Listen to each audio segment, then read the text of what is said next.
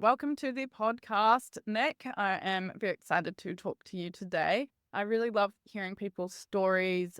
If you could get started, just cover a bit about your journey and about you becoming a yoga teacher and your business today, helping yoga teachers. Sure. I'll give you the very quick Reader's Digest version. So I used to be a professional hairstylist, hair color educator. That was my previous career. So I traveled around the world, or around the country anyways, not the world, unfortunately, teaching hairstylists how to do advanced hair color. And some of my colleagues said, wouldn't it be fun to do a beginner yoga class on Monday morning? I was like, no, because that's my day off. And I'm not a morning person. That doesn't sound fun at all. And I had some stereotypes about yoga because this was back in the, 98 is when I took my first class. And, I thought it was something that my mom's older hippie friends did. Like it certainly wasn't, there was no cool factor to it back then, at least not where I lived. So I was very resistant, but they managed to bribe me with lattes and pickup and delivery. So I said, okay, fine. And I fell in love immediately. From that very first class, I was like, yoga forever. For the first time in my life, I now know I have anxiety. I didn't know that's what it was then. I thought I was just kind of prone to worry or thinking a lot, which technically is anxiety. And for that 90 minutes was the first time in my life where I wasn't anxious. And so I was hooked. And so I kept going for several years pretty consistently. I might take like a semester off, and they were all registered series back then, which will lead into what we're talking about. And, I might miss a semester of like 6 or 8 weeks and then try to do stuff at home, and I'd only remember 3 poses, and so I'd go back, and so I did this kind of for years. And then at a point, it became very clear to me that 2 things were happening simultaneously. One, I was getting more and more injured from doing hair, and I was in more and more pain, and I was having to cut back my hours. And because I live in Canada and it's a smaller country, you can't be a full-time educator for hair color only. Like you still have to have a salon gig. And so I was realizing that I was having to cut back hours. I was spending a lot more of my time and money on things to keep me working. So I often joke that I felt like a football player being kind of thrown back together to be pushed out on the field again. And so that was happening. And then at the same time, I had been doing yoga and had been getting Buddhist curious and was like reading all these kind of philosophy books and these meditation books. And so I was feeling this sort of sense of inner dichotomy in me of, you know, this is where I'm being drawn kind of spiritually, mentally, emotionally, and physically because my body's in pain. And yet this is what I'm doing every day. And when I'm not on the road doing all these amazing, crazy, fun hair things, I'm just in the salon doing the same old boring blonde highlights over and over and over. So it wasn't fulfilling me creatively. And really started to feel too like I was just making people pretty for a living. And that just started to feel really kind of hollow after a while. So this was all happening. So I decided that it would be smart to come up with plan B for an occupation while I still had plan A going. And so I started just journaling and thinking about it. What else could I do? I had been spoiled by the fact that I had always done something I loved right from high school. So the thought of just kind of going to getting like a office job or something, I was like, I can't do that. And so I just, started brainstorming. And since nobody was going to pay me to drink coffee and read books, it was really starting to limit my career options. And I was like, well, wait a minute. The thing I love the most about the work I'm doing now is the teaching of the hair. And I also love yoga. Hmm. Maybe I could be doing the teaching of the yoga. Yes. So I started researching a teacher training.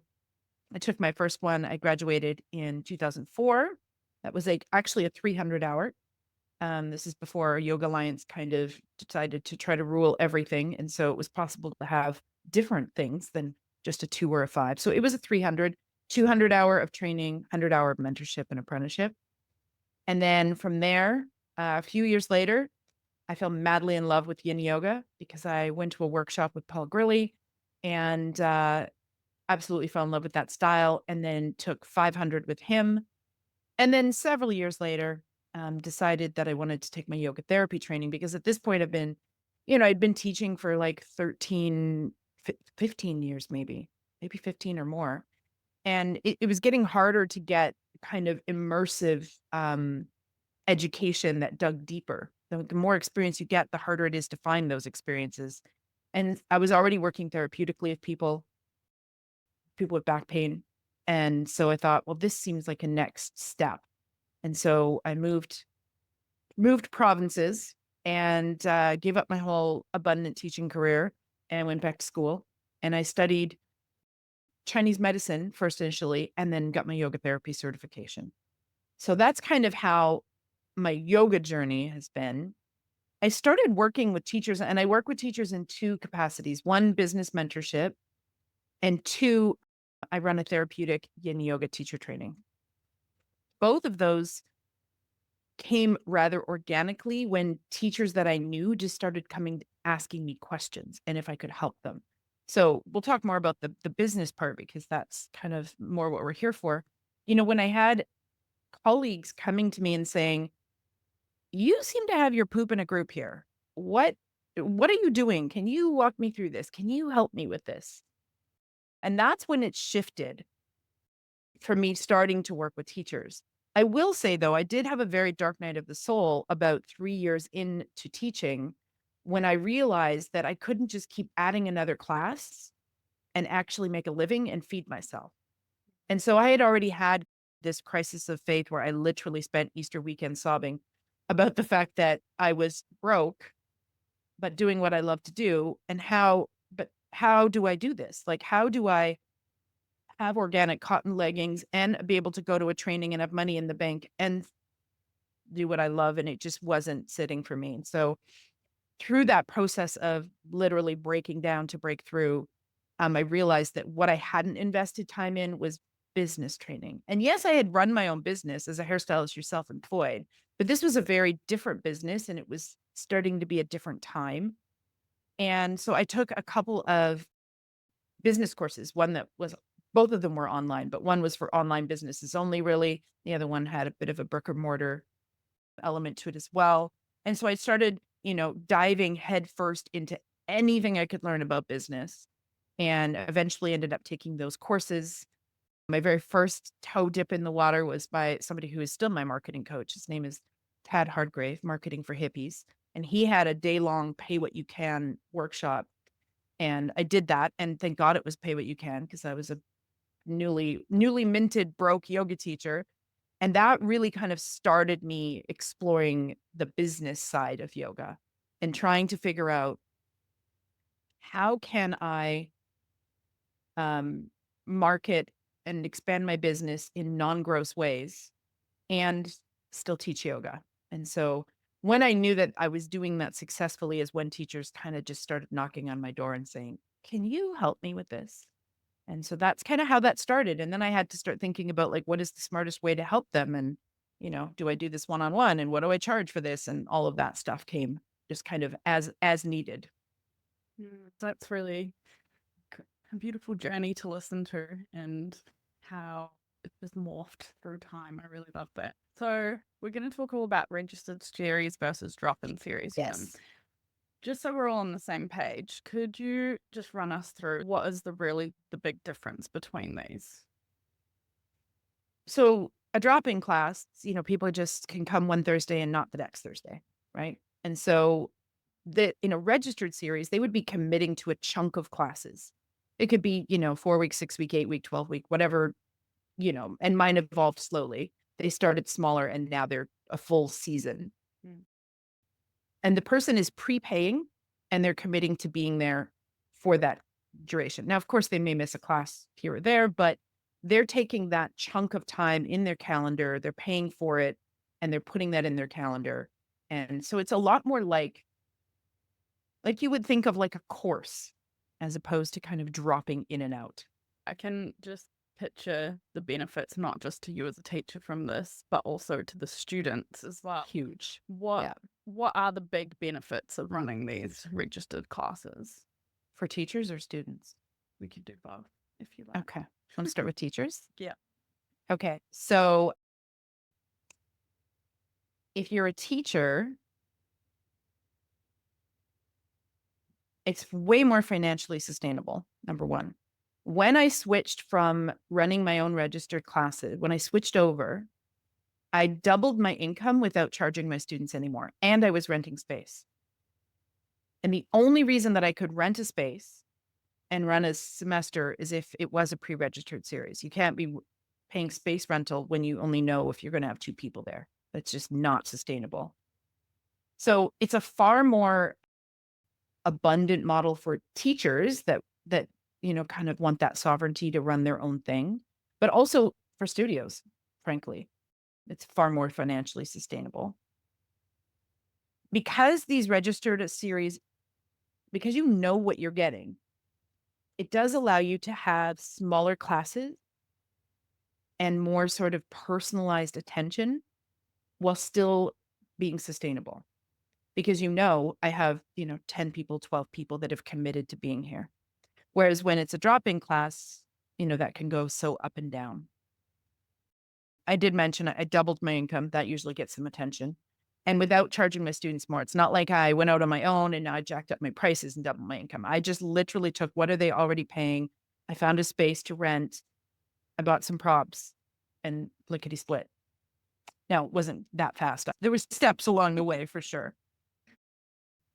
And it builds the connection that you have with your students. It's so much easier to build relationships when you have the same people coming every week.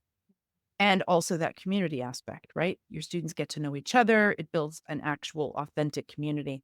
That's harder to do in drop-in classes because people filter in and out. So one advantage as a teacher, for example, is I know all of my students' medical histories. And so I know it's really easy for me to say, oh, so-and-so, do this for your shoulder instead, because I actually have everybody, fill out a form and they were practicing with me for weeks at a time. So connection, relationship building, community, and then the connection to the teacher also build loyalty.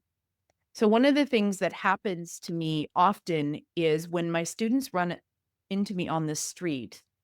Now I do still teach a little bit of drop-in at one studio. I have one studio that is the exception because it's a magical unicorn place. But otherwise, all my classes are registered. And typically what happens is when my students run into me on the street and they introduce me to their partner or their friend, they say, oh, this is Nyk. She's my yoga teacher. Versus this is Nyk and she teaches here. Like it seems like it's a subtle difference and it's splitting hairs, but it's really not because their first line of entry or communication is me.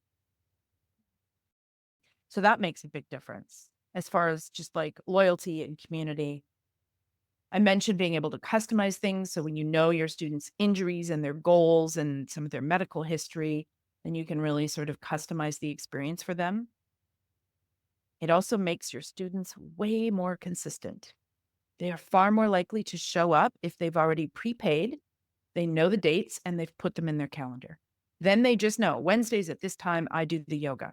Whereas otherwise, they have to try to remember every week to schedule it, and they have to pull up the website and like look for the class and then do all of that.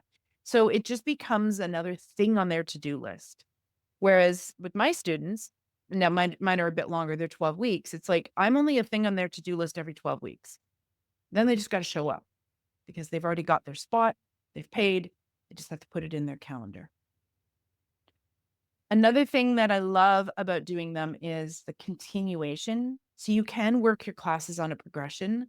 I'm sure we've all, as a yoga teacher, been in this experience where maybe you have a core group of people coming to your class and they're really hungry for more knowledge, deeper knowledge. And so you get your lesson plan and all right, next week I'm going to share about this philosophical thing, or we're going to take this pose to the next level. And then the next week, like 8 brand new people to yoga walk in and you're like, wow, wow, there goes that idea. Whereas when you have the same group, everybody's sort of traveling together. Now we're all marching at our own pace and beating our own drum because I believe in making things accessible and individual, but we all learned this on week 1. Now we're going to add to it in week 2. Now in week 3, we can add to it, et cetera, et cetera. And so that continuation or that progression, students love, and it's so much more, it brings you more joy as a teacher rather than just like, oh, I'll just repeat what I said last week. And it allows a space for deeper studies. So it's harder to take students deeper, whether that's physically or philosophically or meditation, when you're always being interrupted. by the brand newbies. And I'm not knocking newbies. In fact, one of the best way to start a registered series is to start a beginner series. I'm just saying that when you have people that have a lot of experience and are really keen and have all this knowledge, and then you have someone brand new, it's very hard to teach to both of those and have both of them get what they need. Mm. So that's kind of some of the whys. And of course, I've got a whole bunch of hows too, but I'll let you interject. See, I could talk forever about this if you don't pipe up. Ah, it's interesting listening to it. Did you notice any challenges? Was there any hesitation for people to maybe invest that larger chunk of money up front rather than just little drop-in things? Were there any challenges when you shifted to setting to more registered series rather than drop-in classes that you've encountered? Not so much financially. Sometimes hesitation in the beginning as far as commitment level, especially if they're quite used to just like this casualness of dropping in and out. Mm. So if when you start doing this, I mean, one of the things that you have to learn how to do is to communicate the benefits of this method of learning yoga to your students as opposed to a drop in. Like, why would they want to do this? And a lot of them we just went over, so there's community, there's continuity, there's progression, there's me knowing you and knowing your individual needs and like what was going on with you last week and like how is that feeling today. So if you can really get clear on communicating all of the advantages, it takes a lot of that sort of worry out. The only time that I would say that I have struggled with it is when people work shift work. That can be tricky. Like if they're a nurse or something where it's like they work nights one week and they work days the next. So that can be tough. And I haven't found a solution, honestly, for that population. Um, I do have one student who is on call, I think once a month, and she comes and she just puts her phone on light up and hides it under her mat, so it doesn't make no one else would know if it's going off. But if she needs to get a call, it'll light up, and then she just leaves the room and takes the call, and it's only happened once in, like, the 2 years I've been teaching her. But, yeah, that's the only time that I've found that it doesn't work for people is if they work different shifts, if they work days and then nights and, different hours. But otherwise, the consistency of it is actually a huge advantage for students. Like, they just know it's like checked off their to-do list. At this day and this time, I do this. And yeah, you just have to learn how to explain why you're doing it from their benefit, not like from your own, of course, because they probably don't really care that much, about the fact that you'd like your income to be more consistent. Mm. But they do care about things like the teacher understanding them and their needs, being able to individualize the practice, building community, making sure they have a spot. I teach some classes that are drop in that, especially in fall and winter, you better book that 2 weeks ahead. You're not getting a spot. So that's the other thing is them knowing that they have a spot. Also, being able to perhaps have smaller classes. A lot of people don't love being crammed in like sardines in a can into a yoga space. And so if they know that part of the advantage of this registered series is that like I don't have to oversell this in order to make what I need. I can, I can just keep it as it is. That's a really good point, actually, because pre-COVID, definitely the classes I was going to, and you would squish in, and if you were running like right at the end of time, because I do them on my lunch break at work, and the amount of times you get mushed like up next to the sort of stage thing that they had, like right at Mhm. the front, and you're trying to like worm your mat somewhere. It's Yeah, and especially for anyone great. who's even remotely introverted or Yeah. sensitive, like, I mean, I just wouldn't even go to a studio like that. I'm too introverted. I'm like, gosh, I don't want that person's foot in my mouth, you know? Yeah. Yeah. Is this suitable for like a brand new yoga teacher? Or do you kind of need to have a bit more of an audience first before you can start marketing these and have a bit more experience as well? I think it would depend on the teacher and how patient you are. If you're a new teacher and you're okay to start running a registered series, knowing that it's going to take time to build, then I say it's easier to start that way than to build up at a studio and then try to convert people over to your registered series elsewhere if you are going to rent space. Some studios are open to you running a registered series under their umbrella. It's not as common, but it can happen, especially with like lots of studios really love to have a beginner yoga series, that people can go through so that they can then gradually filter into the studio if they want. So I would say it really just depends on the teacher, on how patient are you, how entrepreneurial are you, how much are you willing to market.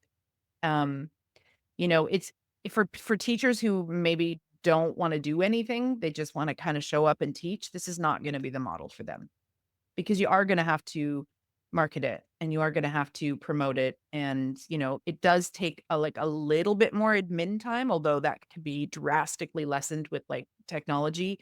There's technology now that makes running these for me so much easier. When I started out, there was no online booking systems. I was one of the few yoga teachers that had a website. I was handing out paper forms and they were attaching their envelope of cash or check to them. That is how they were served a spot. So we've come a long way. Mm. And now with technology, it makes it so much easier to just set this up and send people a link.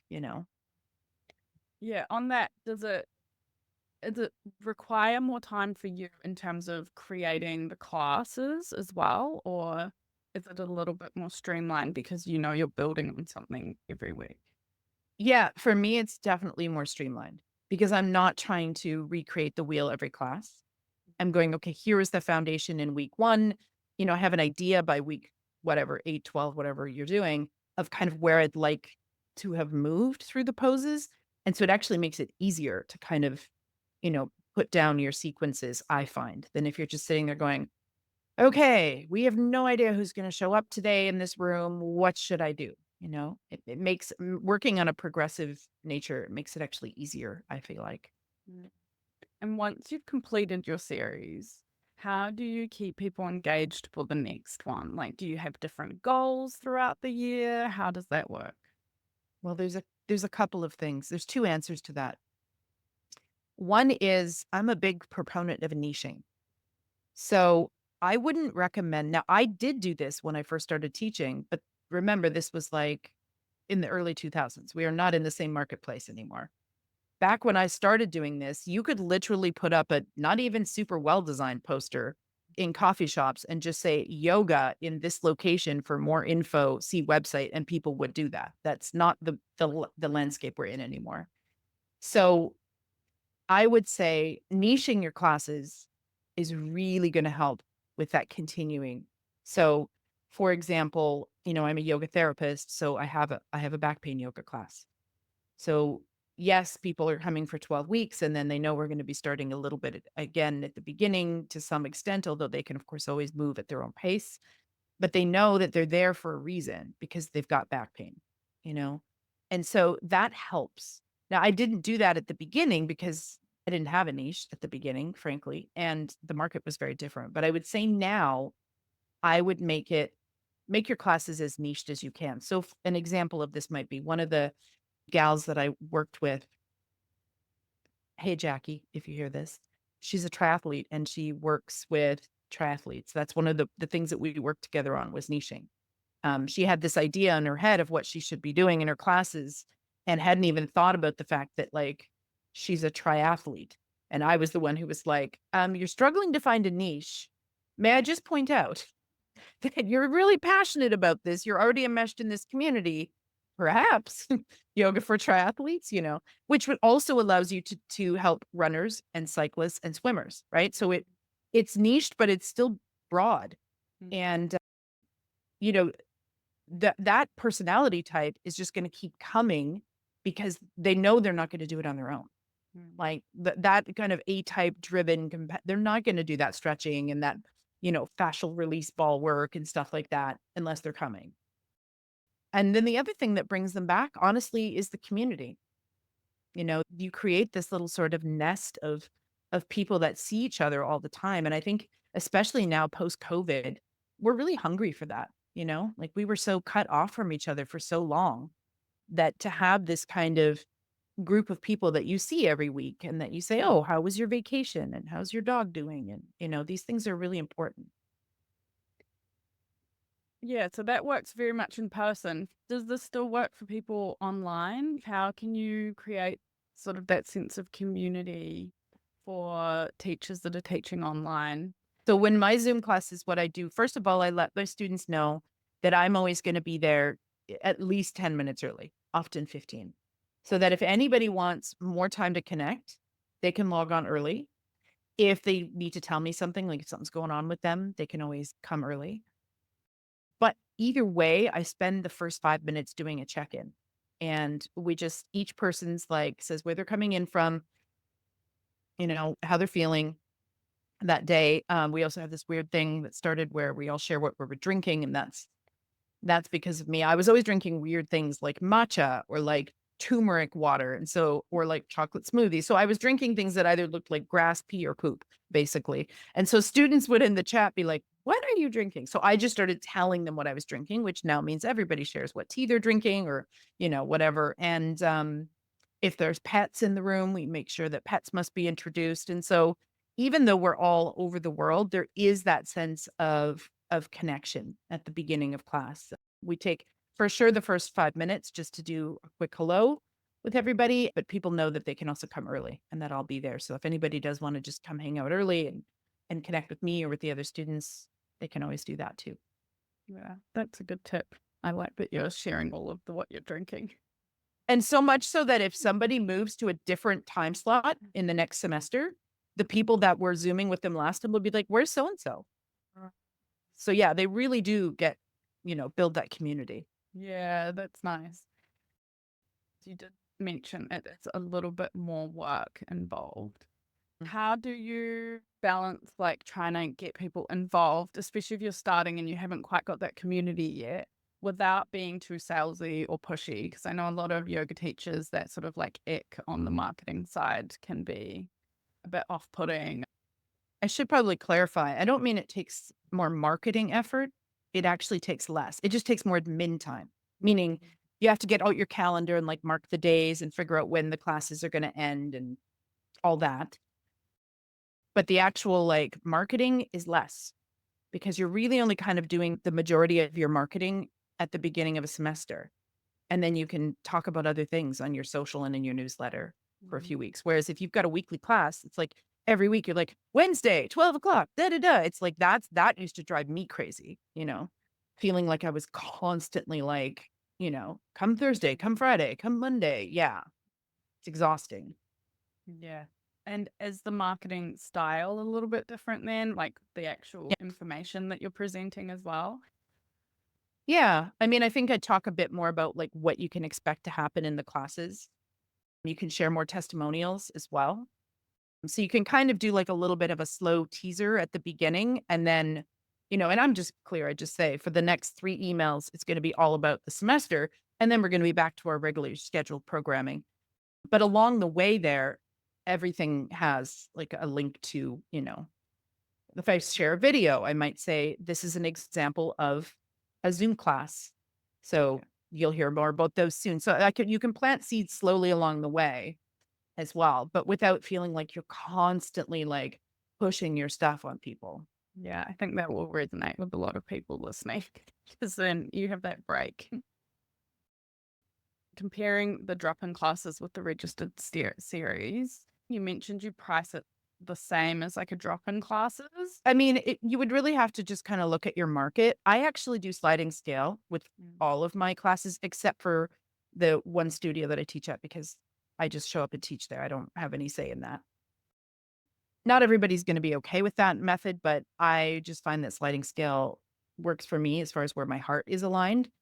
But basically, you just have to crunch the numbers. If you're renting space, you got to figure out how much is the space going to cost?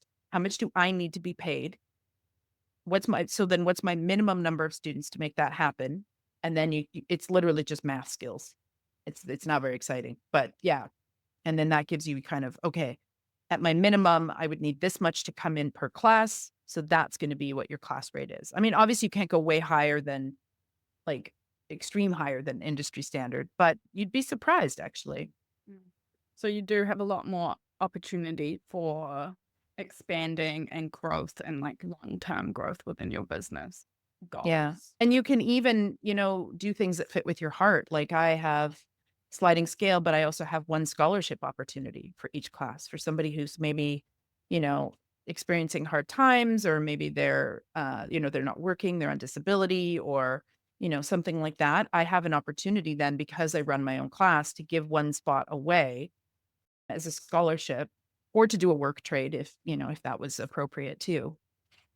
That's a really good idea. And then that brings in that community sense as well. Mhm. For teachers who are nervous about moving from drop-in classes to the registered series, is there any more advice that you would like to give them? Start slow. Pick the time slot that you enjoy the least and the location you enjoy the least, and start there. So, and clear that out. Find a space that you can rent, churches, community centers. Really, this could be, and probably will be in the future, a whole workshop that I do, just like step 1, step 2, because there is a lot. There's a lot at the beginning, but then after that, it just runs like so easily, for the most part. So start with that. Start with, you know, what class could I get rid of that isn't really abundant, or I don't really love, or I travel a lot to get there, and maybe replace that one. So start with one class. I would say niching is great. If you can be uber specific about who the class is for and what you're helping with, it's going to be so much easier to fill it and to have them bring their friends. Um, so I would start with those 2 things. And then from there, you got to just pick out, like, how many weeks do I want this to be? Communicate and try to find somewhere to rent space. Yeah, there's lots of little steps that go into it, but first I think we have to just start. So first, number 1, pick the class that you might like to replace. Now, if you're not teaching a lot yet, that's even easier, because you could just pick, when's the time that I want to teach, where I think my students would be available. Obviously, if you're teaching senior citizens, you're gonna have a lot more range of times open to when you can teach than if you're trying to teach, like, the busy working professionals, for example.